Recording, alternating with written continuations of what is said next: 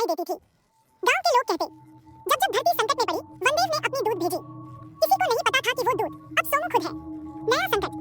एक दिन गांव के बाहर कुछ लोग बड़े ट्रक लेकर आए। उनके पास कागज थे, मशीनें थी और एक ही मंशा, खदान खोदनी है। सोमू ने सरपंच से पूछा, क्या हमने फिर कुछ नहीं सीखा?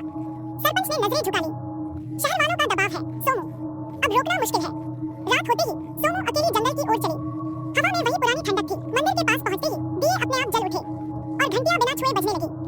सोमू ने आंखें बंद की और धीरे से कहा, हे वनदेव, मैं फिर आपके सामने हूँ। अगर इस भूमि को बचाने के लिए मुझे कुछ बनना पड़े तो मैं तैयार हूँ। शक्ति जागरण। अचानक गर्भगृह से एक नीला प्रकाश उठा।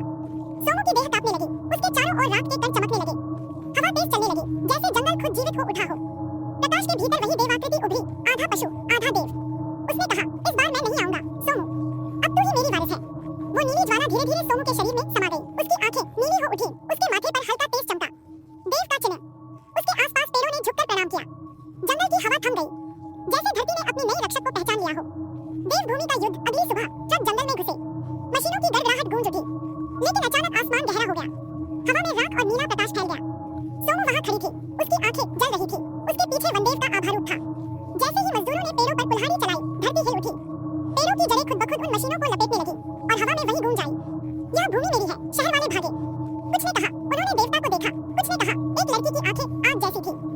नई शुरुआत। कुछ दिनों बाद सब शांत हो गया। सरपंच मंदिर के पास पहुंचा, देखा सोमू वहीं खड़ी थी, पर अब उसकी आंखों में साधारण नीला रंग नहीं था, बल्कि एक दिव्य ज्योति थी। उसने मुस्कुराकर कहा, वनदेव अब सो गए हैं, पर उनकी शक्ति अब इस शरीर में जागी है। वो मुड़ी और जंगल की ओर बढ़ गई। धीरे धीरे धुंध में उसकी आकृति ओझल हो गई। मंदिर की घंटियां खुद ब खुद बज उठी और नरीपुर के बच्चे उस दिन से एक नया नाम लेने लगे, सोमू वनदेवी।